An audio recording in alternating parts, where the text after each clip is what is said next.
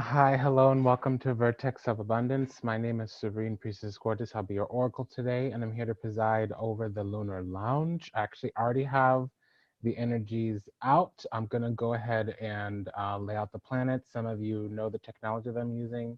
The medium is tarot. I'll be using the Thoth Tarot by Aleister Crowley and Lady Frida Harris, published by US Gain Systems, to deliberate my findings today. If anything that is said resonates deeply with you, go ahead and check the resources in the description box below. As always, like, comment, share, subscribe. Comments will not be open for too much longer. More on that. Basically, those who want to continue get an extended reading, you can go ahead and click through to the membership site, and that's where there'll be a forum to comment amongst yourselves in community, so on and so forth. Right now, we're going to go ahead and get into the findings. Today is the 16th of June, junio, in 2019, third dimensional Earth, also known as Terra. And I'm going to be deliberating over the full moon in Sagittarius. I already have the wheel out. I'm going to go ahead and open up the gates. I have all 12 signs out. I went ahead and picked the gates for the findings, basically the guidance for the findings. And what it is here is, it's really interesting. You know, I was meditating and they were talking about a lot about the gates, colonization, enslavement on a galactic level. I've been talking to a lot of people over the last couple of weeks. A lot of curses, a lot of karma, goose stuff, Mars stuff. The Mars is the mechanism through which karma gets delivered. Basically, it's the physical force of time. The power in the spiritual of time is Saturn, but when the energy bears upon the physical, comes into contact with matter, it tends to have a Mars energy, which is force, power. Think of Mars as the accelerator. Think of Saturn as the brake. Think of the car itself as Venus, also known as Earth. And it's interesting. There's a lot of karmic expediation too. It can be positive or negative. So things that are latent becoming manifest, things that are hidden coming to the surface, kind of like the moon. A full moon brings the latent energies manifest. So I always do the crown, or the rising is in the east, and then the sun sets in the west. The moon always is full when it's opposing the sun. So the moon will be in the seventh house for Gemini rising. Okay. Again, I'm not going to explain any more technology. If you want to know more, come to the Mitchell School. I'll be taking from the keys. I took out the 12 signs because I already have them out. And what I'm going to do is just use the 10 planets. So we have Saturn, Mars, Moon, Uranus, Sun, Neptune, Jupiter, Venus, Pluto, and Mercury.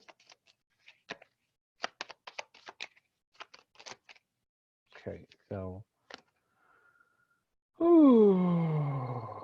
okay.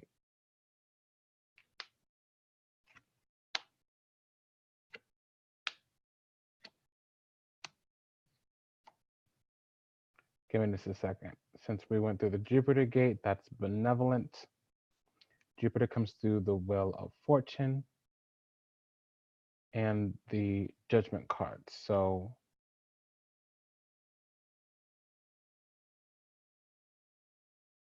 my brain just went completely dead. There's a lot of interference, attacks, things of that nature. I'm getting a lot of karmic knowledge right now, guidance, and it's a little intense for me. I'm suddenly feeling short of breath. Not disoriented. When I get like this, I get cranky. I'm not a person who likes to be tired. I will cuss you out. Okay, so, okay, we got it.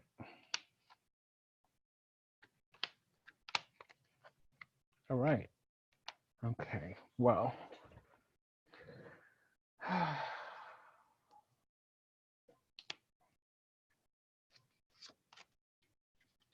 Interesting. Fascinating. Okay, so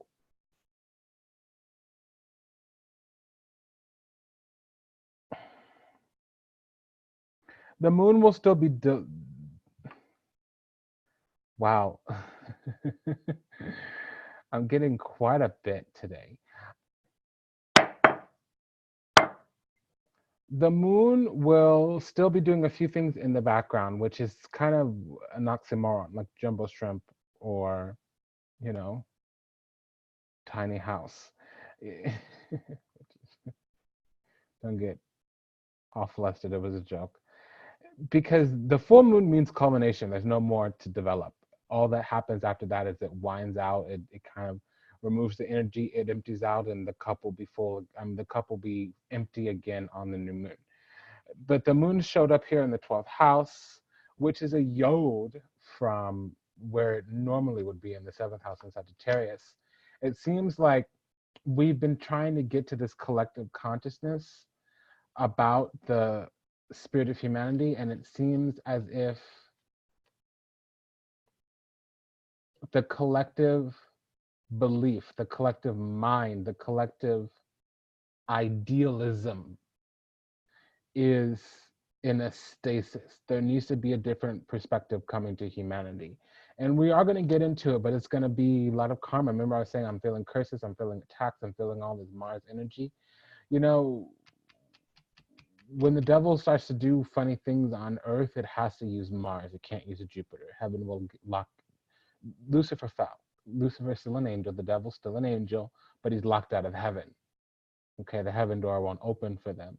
So they have to take over the mind of somebody that was breathed life into. I'm hearing the word Brahmjyoti. Brahmjyoti is the eternal effulgence. It's where the spirit comes from. It is source energy when it is immaterial. It could go either bad or good. It's kind of inert as well. I don't know why that's coming through. That's rather technical. That's for the mystery school. So here where the sun rises, it's almost as if there's a portal. And what we do is we understand how to exchange with the forces that be. And the powers that be, hopefully that become the powers that are after Judgment Day. It seems like we'll learn about these karmic situations as we deal with experience. So we'll be visited by all the forces that be, benevolent, malevolent, and how we'll come to understand them, how we'll come to get to know them is through karma. Now, karma could be dharma, which is positive, but that's when your karma is purified. When you go through your work, when you go through your yogas, when you do your karma,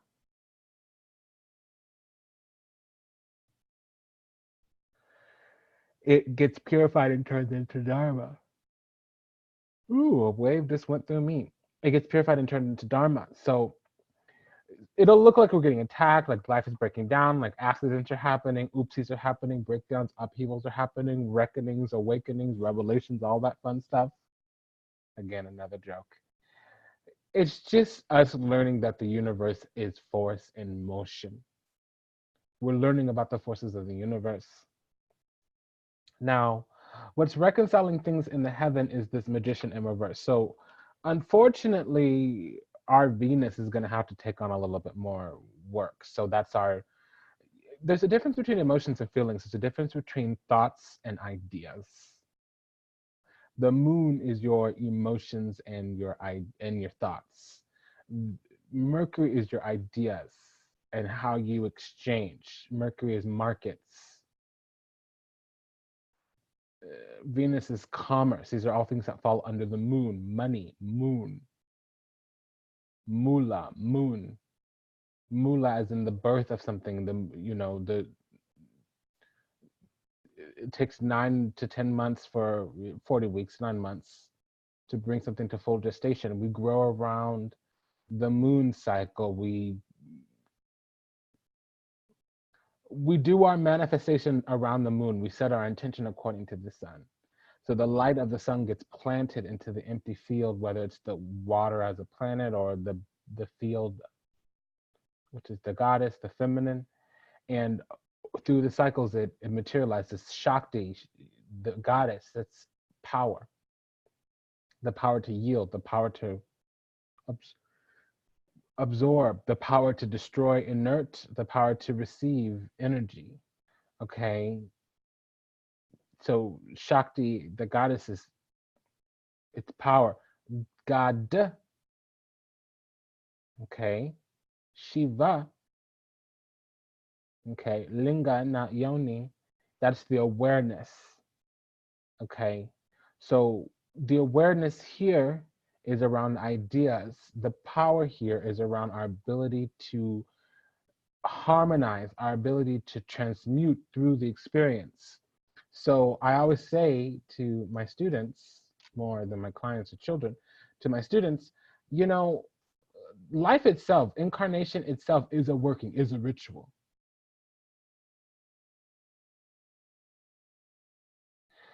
The fulcrum point for the mystery school in the ancient days of the mystery schools of Egypt, Isis, mysteries of birth and death, you use your life itself as a vehicle for your spiritual ascension. That's why Cancer and Sagittarius go well together. You use your life itself, you use your experience itself as the vehicle for your spiritual ascension. So Mercury is hiding inside Venus. The ideas are hiding inside the feelings, okay? You remember, feelings have to get processed through the mind, emotions happen in the present. Emotions let you know how you're showing up to your experience, okay? Or what it is that you're experiencing. Feelings let you know how you're processing it, how you're really showing up and experiencing it. Energy, emotions. Okay, that's the moon. We're going to have an emptying out of the cup, a culmination, a revelation, really illumination versus enlightenment, like the sun. Enlightenment, illumination is the moon. We're going to, the belief as a collective is going to, we're going to illuminate, we're going to receive from that. Some type of subtle light, some type of subconscious belief system is going to get illuminated. Now, the ninth house here, it seems like we're not going to be able to go on a journey and manifest from that. It's going to require some work. There will be some type of situation to stand up to, and something's going to need to be completely over. We're going to need to cut something out of our life. And it's interesting because our ideas are inaccessible. We might be getting ready for the Mercury retrograde. We might just have moved into Mercury shadow period.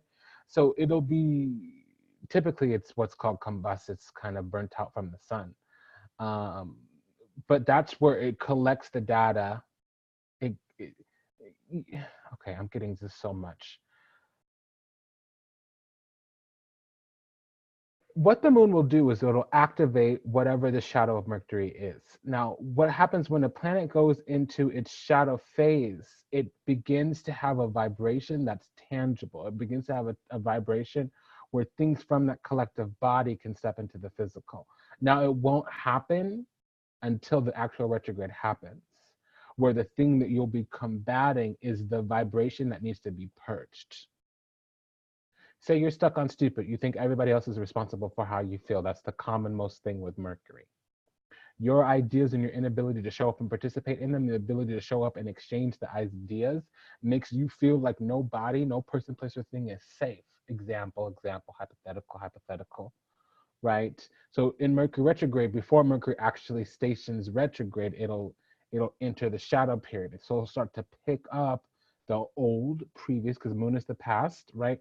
The old previous kind of latent lower vibration. So what's shadow Mercury? Inaction, inability to exchange, inability to share ideas, inability to show up and participate. Pretty much it's ideas. Mercury makes markets, stock exchange, going to the, going online or whatever car website that has 1,000 cars, 1,000,000 cars, national company, that's an exchange, right? The gold has a market, there's a silver market, there's a platinum market. We now have these cryptocurrencies, all those are markets, right? You go to the mall, there's how many different stores in the mall, right? Well, you're in the mall, you can negotiate, navigate to any little store in the mall. That's a market, okay? So we're collecting these things. They're now going to be coming out of our subconscious, and they're going to be staring at us in the face. And it's going to remind us of ideas where we're stuck, where we're not doing anything, where we need a higher, bigger, brighter, better perspective for the future.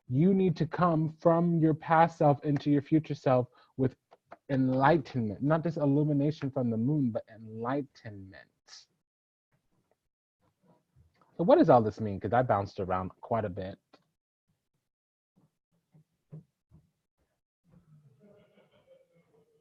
It means we go on this journey here for the full moon with a door opening up to the collective. Okay, it could be the soul group.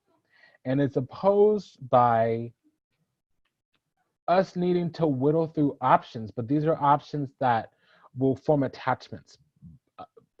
I'm hearing unmitigated resentments, which is basically an open loop. It's an objective that hasn't been spoken, hasn't been answered, hasn't been heard, even by one's own self. That's the Seven of Cups to me. We call it overwhelming. It might be you have too many options. You need to come into alignment. You need to balance out.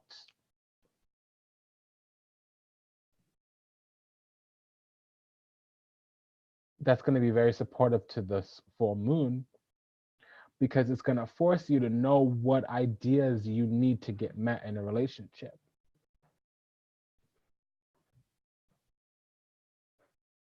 What are the ideals that you have in a relationship? Is not always intimate. Business partners, neighbors, friends, those are relationships too. So what does that mean? If we're going on the journey, doors opening up to the collective for us to see things from a different perspective, oftentimes a spiritual perspective, the sacrifice to make here is we need to surrender to the cycle coming into the physical. If the moon is just behind our head, there's still aspects that we can't see. Mostly the veil, mostly the matrix.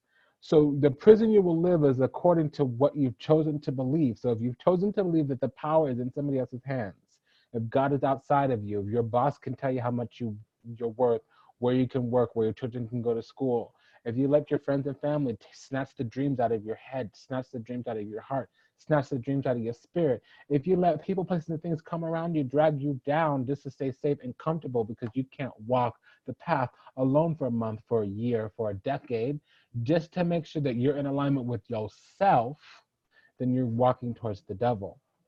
Okay? But if you can surrender and you can sacrifice, you're surrendering to spiritual things.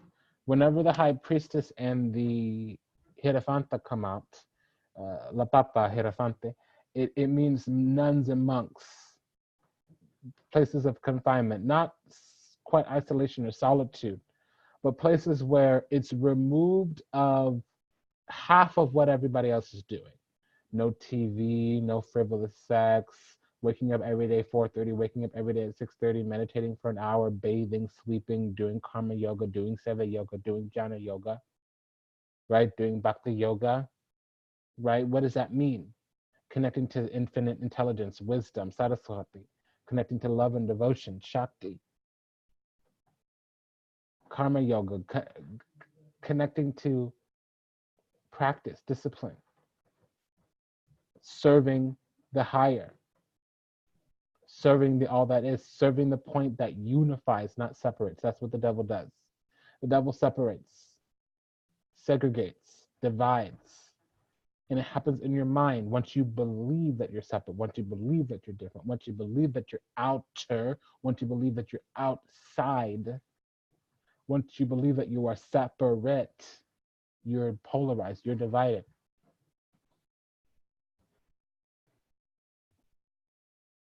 We have the polar ice caps, we have the police, we have Interpol, we have politics. It's designed to divide and polarize you.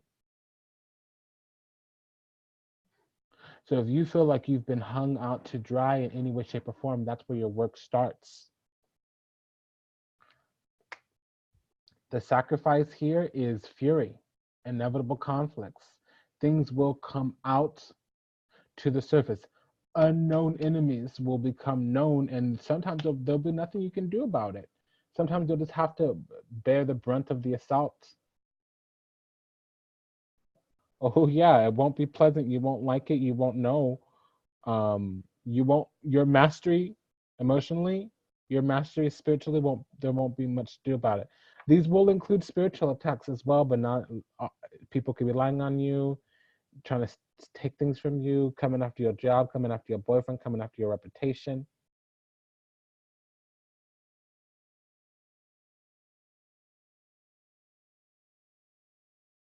The battleground is going to be you breaking free from bondage, you breaking free from karma.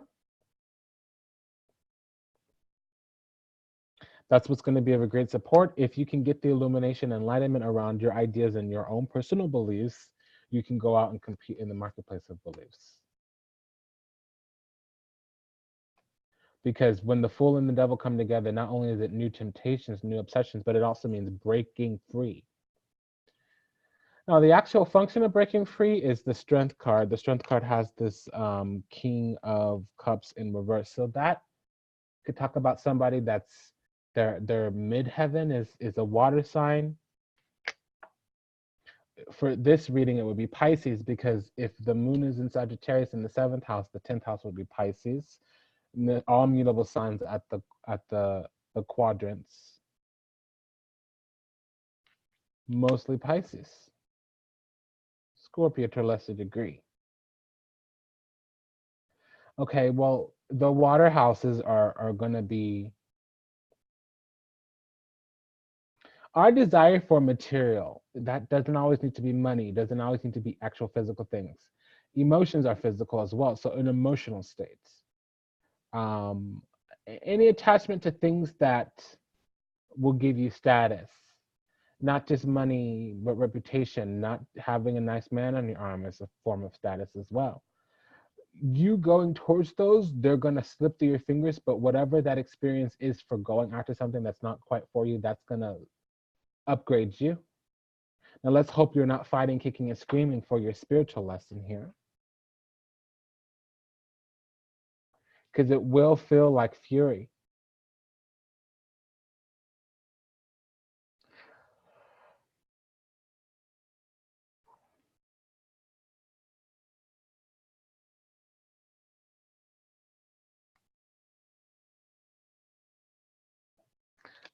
I can feel the spiritual attacks coming through this. I'm like not saging, I'm smudging my third eye here with dragon's blood.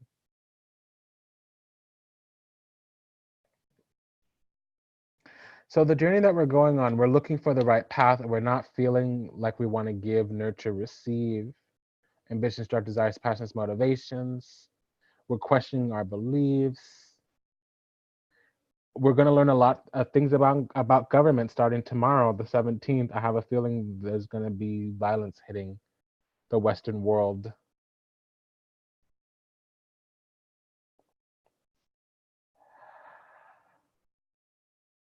I know they're talking about Sudan, but I think that's just the beginning.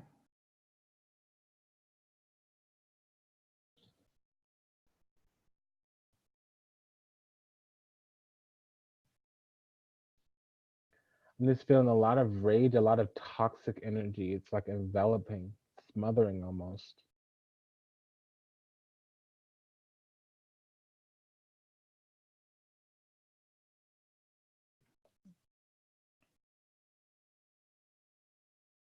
So this journey starts with Artha, which is I'm sorry, Kama, which is desire. And as we go towards it, we're met with Dharma. As we go towards our human materialistic desires, we're forced to purify.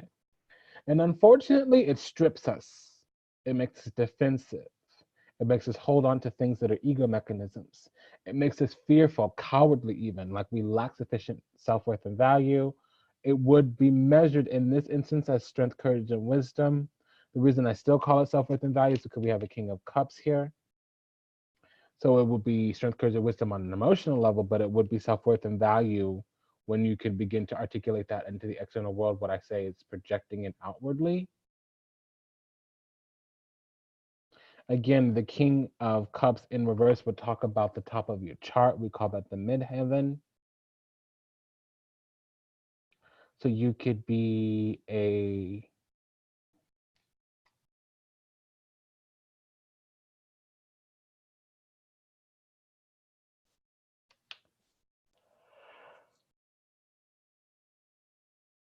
Whew, I had to yawn. I feel like I'm under attack right as this reading is going on. I don't think that's what's happening. That just means it's really toxic energy. But it's positive still all the same, even though the energy is toxic. Sometimes a bad smell will make you vacate the premises. Sometimes if it smells gross, it lets you know that that's an unhealthy space. Sometimes a bad experience is helpful because it helps you course correct onto somewhere more positive. Okay.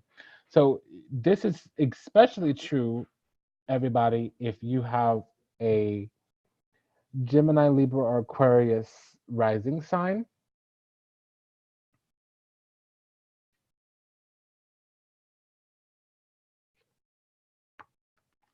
If you have your Venus in Scorpio, there's going to be a lot of unraveling, revelations.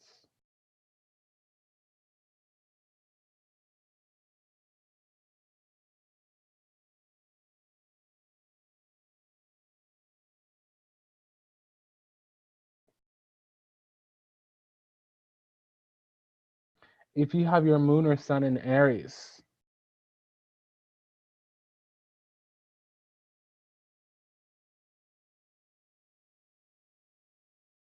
this will be your time where you finally know the strategy out of these long-term battles that you've been having, especially if you're fighting.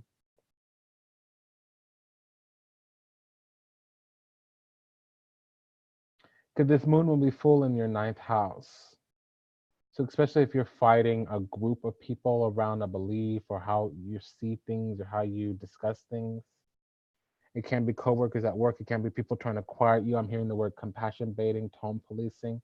Somebody's trying to put you in your space, put you in the corner. They may think you got a big ego, such a huge ego, but they may also just think you're too big for your britches, or that you're doing too much, you're too extra. You need to settle down and get into something more safe, more secure, more stable, more reasonable. I hate naysayers. I hate naysayers so much. Ooh, ooh. Let a naysayer say something to me. Ooh. Don't crimp my style with your petty ass thinking. Do not do it. Again, that's what a Sagittarius full moon is about. It's the spirit of humanity, the ideal, the thing that enriches you, the thing that makes you drop the material focus of the right now and think about the spiritual aspirations of the future. That's what Sagittarius is all about. So I rambled for quite a bit and I had a lot of fun doing this, even though it was really difficult. I'm just going to recap really quickly. We're going here on the journey of opening up the gate, and it's going to happen through the mind, through the beliefs. We do have some obstacles to that. It seems like the collective or the institutional collective, God as it appears in the physical through institutions. For instance, government is a version of God, the church is a version of God, nature is a version of God, rulers, the affluent, that's a version of God. Okay. There's going to be some inability to merge, inability to meld.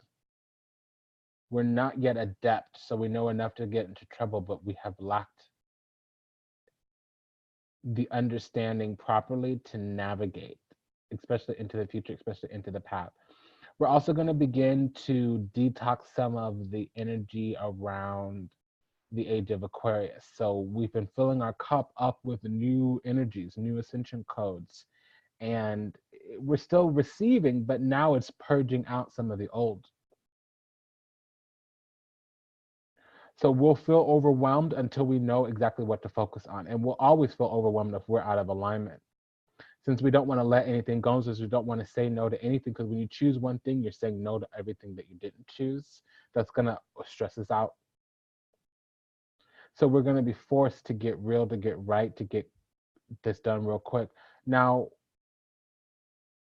as we go down this destination, if we do come to a different perspective, which is strength, courage, and wisdom always, we can't be fearful of what comes to us. If something knocks at the door and it's demonic, its energy doesn't meld well, whatever happens, happens.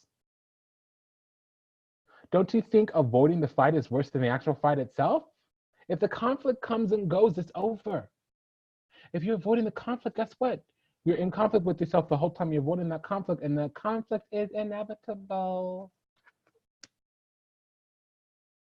Death and Tower. Let me explain it to you. Inevitable conflict, honey. Period.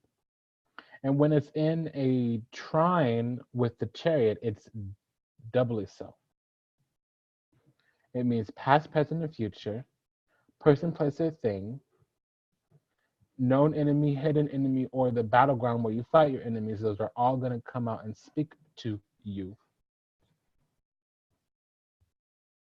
by the 3rd of July. So we'll be in the Mercury retrograde then too. So things that have blocked you, especially made you feel smaller, made you think smaller, they're gonna come get you. And if you ain't ready, it's gonna enslave you. If you do not stand for something, you fall for anything. And you need to stand for yourself.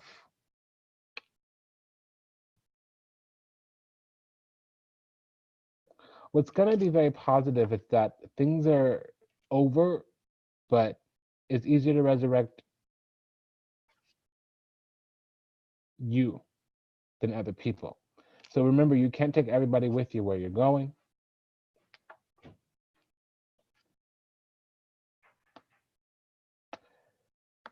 Not only that, it's easier to give birth to natures than it is to resurrect the dead. So false starts, unless it was an idea like a business you wanted to get off the ground, you never started it, don't go chasing after things that you've lost. This happens to me a lot, and I like to pretend that I'm not of Cancer. I have a lot of placements in Cancer, a lot of placements in Sagittarius, Aquarius moon. I do get sentimental about lost opportunities. I think about them a lot. Now, I don't go chase them down, that my Leo is too strong. I have all 3 water signs, all 3 fire signs in my chart. So I don't go back. If something from the past comes back to me, that's fine. I'm seeing that a lot here, reminiscing about old things that have passed you by. In the Mercury retrograde, some of these things are going to come back. They're going to let you know what wasn't work, what made it break down. What made it break down was your lack of ability to believe in yourself. Nothing can manifest if you don't believe in yourself. There's a story, and then I'll let you go. I'm going to butcher it here, but Walt Disney's on his deathbed. He was a Satanist or Luciferian or something, but Walt Disney's on his deathbed. I don't need the dark cabal coming after me. I just won't give you any money. That's all. You have plenty, so leave me alone. Walt Disney was on his deathbed. He had a young protege there, and the young protege was like, "Dear, oh dear, Walt, did you ever dream that you'd have this legacy, this empire like this right now?" And Walt Disney's like, "Hey, homeboy, this would never exist if I did not first have a dream. So if you don't come out to play, if you don't get in it to win it, if you don't show up and participate in your own life, if you don't take an active participatory role in your own life, if you do not show up to yourself and believe in your ability to manifest with the divine grace of the universe, with the all that is, if you do not think the universe is conspiring to help you, to assist you, to gift you everything it is that you desire, if you don't have your drives, desires, passions, hearts, ambitions,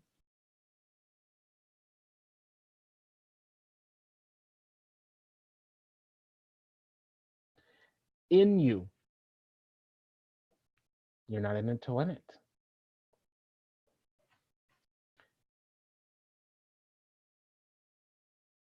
If you have to claw yourself out of the gutter with bloody fingernails every single day just to live your life, do it. And if you're making excuses to kick the can down the road and show up for yourself tomorrow and show up for yourself the day after, are you sick? Are you ill? Are you laid up in bed with an illness, a broken bone to mend something like that? You know, the journey of 1,000 miles begins with the first step. The way out of this is through the devil.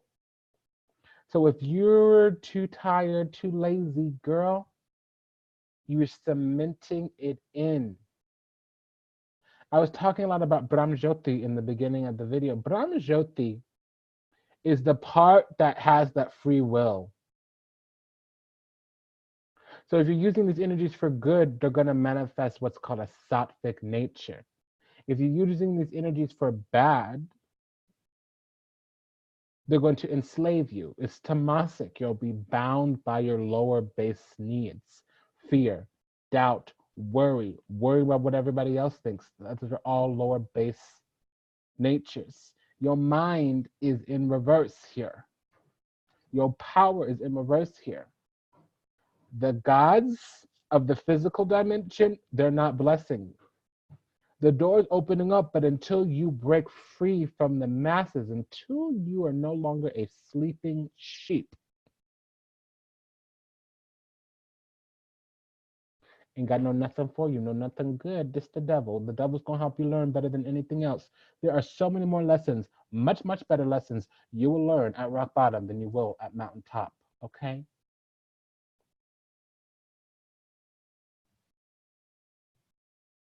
I'm hearing that song. Start it from the bottom, now I'm here.